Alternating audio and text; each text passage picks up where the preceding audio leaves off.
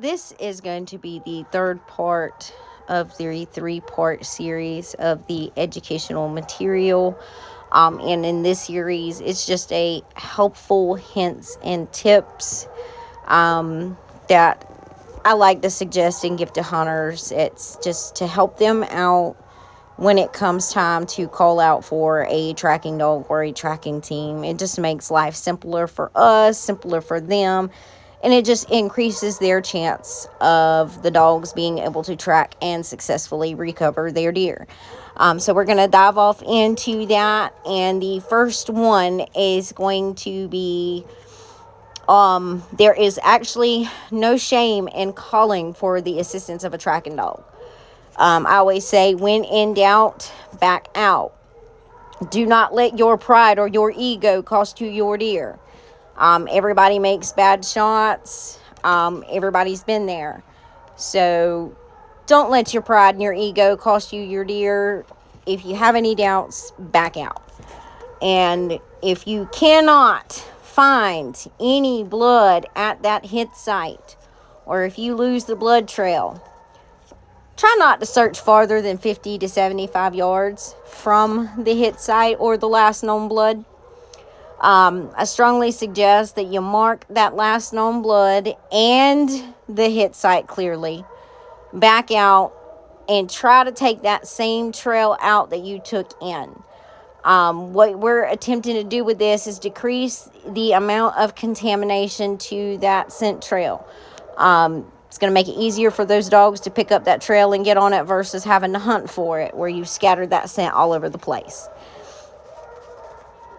If a tracker suggests a wait time, please be patient. Wait and stay out of the woods. Don't go in there looking for your deer before the time that a tracker suggests to you. You go in there and go to looking, and we go in there to track it, the dogs are going to tell on you every single time. As trackers, we're going to know if you went in there and bumped that deer up. The dogs are going to know instantly, and they're going to tell on you if you don't listen and go in there and look for that deer too early, causing that deer to bump up and run. The dogs are going to tell on you every single time. They're going to pick up on scent contamination, and it's going to give away that you went in there and bumped that deer up. So just be patient and wait. If you plan on having a tracking dog come out, do not grid search. With this, you have two things that can happen. You can actually cause the area to be so heavily contaminated by you carrying the deer's interdigital scent all over. You're going to cause it to be contaminated. You think of that scent like gum on the bottom of your shoe. So if you're walking around, you're carrying that scent everywhere, which causes that scent trail to be more difficult for those dogs to work out, and in turn decreases the chances significantly of the dogs being able to successfully recover your deer. So just don't grid search. And not all tracking dogs are created equal. Not all are proven or actually tracking dogs at all. And a prime example of this, and I'm not knocking these dogs at all, so do not take that way, but these are just examples of what I'm talking about. You have your blood dogs. These dogs only track blood. Now, some of them may end up adapting and learning to track that interdigital scent, but most of them only go off blood if blood is present. And then you have deer dogs, which run live unwounded deer. I mean, some might blood trail, some might take a interdigital track, but most of the time your deer dogs are going to run the freshest track that they come across, the freshest deer. So you want to be sure that you have a legitimate and reputable interdigitally trained tracking dog coming out to you, along with an experienced handler when you call for a tracking team. It really can cost you your deer if you have the wrong kind of dog tracking for you, because not all of them are the same. And if you're on private land, big or small, it's always a good idea to get permission from your neighboring landowners to cross property lines if it's needed. Preferably prior to a shot ever being made. And the only reason I suggest this is because, as trackers, just because we are trackers and are tracking your deer for you, it absolutely does not give us a right to trespass on anyone's property, and nor does it protect us from the consequences of trespassing on someone else's property, whether we knowingly do it or unknowingly do it. We are just as responsible and will be charged just the same as the hunter would be for trespassing. All I recommend is know your particular state's right of retrieval laws. Some states allow trackers to trespass. It's a legal trespass. Some states don't. Some require you to get landowner permission. And some say if the landowner denies you access, they don't have to let you. And then you call in the DNR or FWC or whatever it is. Whatever governing game law officiants you have, they can come out and give you access. And then some states, they can't. If you've already committed to a tracker and a tracking team coming out, don't call around to see if you can find somebody else to get to you sooner. As trackers, we give wait times for many reasons. Whether it be that the actual shot itself needs to wait, or we run calls in the way that we receive them, or we run calls in the best way that we can work with all of the hunters that need us. And by that, I'm meaning we may run calls for one area and then move on to the next closest area and so on until we get every hunter covered. We do get busy during the height of tracking season, so we can get backed up. So we try to work it the best way to cover everybody that needs our help.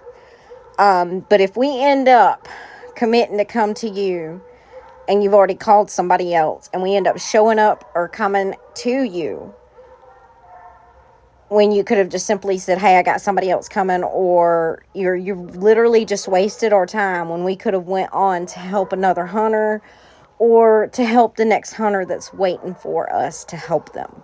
You hold up due process when we're committing to come out to you, and then you end up calling somebody else and not telling us, and we still end up showing up. Just don't do it. Many trackers, like myself, do not charge a tracking fee. And I'm not knocking the ones that do. But I never want anyone to not call for help because they think that they can't afford to have a tracking dog come out. Personally, I'm not doing this to get rich, and many of us don't do this to get rich. We do this to help our fellow hunters out, and because our dogs love doing this just as much as we do, if not more. In many trackers, will never ask you for a specific amount when you ask them how much do they charge to track. Because they don't charge a fee, they're never going to ask you for a specific amount. They typically leave that up to the hunter. Tips are always accepted and appreciated because wear and tear on vehicles ain't cheap. Time, feed, vet bills, gas. I mean, a lot of things factor into having them dogs come out and track your deer for you. And that's something I always say, just keep that in mind. Keep a little cash on you. Something's better than nothing. I mean, we don't expect it, but we appreciate it. Meat spoilage. Going bad, turning bad, whatever you want to call it. That will not occur until that meat cools down first, and then it heats back up. So for this to happen, the deer has to expire. Their body, internal organs, and meat fully cool down. Then all of their body, internal organs and meat, blood and all that heat back up for the bacteria to grow that causes the meat to turn and spoil. So when the deer expires is key to this process occurring. And it's solely and 100% dependent on shot placement. Shot placement is going to determine roughly when that deer will expire. So for this whole process to occur, for the meat to go bad, that meat's going to have to cool down after the deer expires, and then heat back up again. So meat spoilage, it really factors into a lot of things that can come into a factor for that process to occur. Please do not intentionally lie to the tracker you call out. Be truthful and upfront with the questions that the tracker asks you. You're not going to be judged. We ask these questions for a multitude of reasons, but the main reason is it's to help better the chances of successfully recovering your deer for you. And don't get nasty with a tracker when they tell you that your deer is possibly going to live, especially if they've done all that they can possibly do to recover your deer for you. As trackers, we see and put hands on more wounded deer in just one season than most people will see in their lifetime. I did 107 tracks this year, and 75 last year. So see a lot, you're around a lot. Pretty good at reading the dogs now and reading, the sign that I'm finding. So if I tell you that there's a good possibility that your deer's going to live, please don't get upset with me for that. Because chances are that deer is possibly going to live, and there's nothing I can do about that. Just wait and watch our trail cameras, and eventually they do come back. I usually get confirmations every year that these deer come back, even when the people say that they didn't think they would. So where can you find a reputable, legitimate tracking team for the area that you hunt? I'm not sure nationwide how this is, but for the region that I'm in, the area that I'm in, there's 4 key Facebook groups that I like to throw out there that have lists of reputable teams that I would recommend, and it does cover multiple states. They cover Florida, Georgia, and Alabama, but if you are in the North Florida, South Georgia area, I have a list of people in this area that I recommend locally, but statewide, it's pretty much a tri-state area. There's lists of people that I would recommend as well. And these lists are as follows. You have the Florida Blood Trailing Network. You have the Georgia Blood Trailing Network. You have Tri-State Tracking and Recovery, which covers the tri-state area of Florida, Georgia, and Alabama. And then you have Central Florida Deer Recovery. So those are 4 groups in this area that I'm in that I would recommend looking into, and none's better than the other. All of these people that are on this list, if you ask me about them, I'll give you my honest, non-judgmental opinion, because I have talked and spoke with a lot of them, and there's some really, really fabulous trackers in every single one of these groups that I really respect. So if you need a tracker in this area, feel free to hit me up and ask me questions. Like I've said before, if you have any questions about the first or second part of the series, feel free to message me about those. If you have any questions about this series, feel free to message me about those as well. I will try to answer as many questions as I can. And if I don't have an answer for you, I will get an answer for you. I have access to many trackers in many states. I'm really good friends with, tons and tons of trackers. I have resources, at my fingertips that I can help you get whatever you need. If you've got questions, we can find an answer. If I don't know it, I can find somebody that does. So feel free to ask questions. Feel free to share this. I will be coming out with some more announcements here in the next few days. I've got some more content that I do want to get out. But we are still working on getting those put together. We're going to go over, get my list right here, kind of a little discombobulated because everything done got all mixed up in here.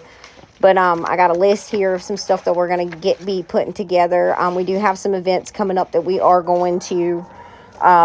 We've got Broughton Island that is February the 10th through the 12th. We have sponsored that band. That bay competition in Brunswick, Georgia. We're going to have the tracking booth set up. with the educational material, and I'm working on getting some GoPro stuff set up to have as well. We've got the Florida Blood Trailing Network annual handlers meeting that's coming up in February on the 25th. I'll have all kinds of educational material from that. And then we've got Uncle Earl's Hog Dog Trials coming up in March 20th through the 26th. We dabble in the bay competitions ourselves, so we'll be over there with a few dogs competing in that. But the stuff that we're going to be having coming out, I'm going to go over, try to get this podcast started for the tracking season stories. I'm going to go over some tracking etiquette, tracker etiquette, tracker supply list, tracking dog breeds, dog health and maintenance, tracking 101. What that means is learning the basics of starting your own, or learning how to track with your own, or just learning how to read tracking dogs, period. And I find it vital that hunters even understand how to read these tracking dogs, so they understand what we see as handlers. So I'll be coming out with a whole bunch more material, so y'all stay tuned. And the next one I will be going through with is an intro as to who we are, because, I dive in with these educational stuff first, get this stuff out of the way as I promised, and then I'll do that intro about who we are, and then we'll dive into the rest of that stuff as long as I have a free moment, because we are crazy busy right now getting ready for that competition next weekend. So y'all like, share, follow, subscribe, and y'all have a wonderful day.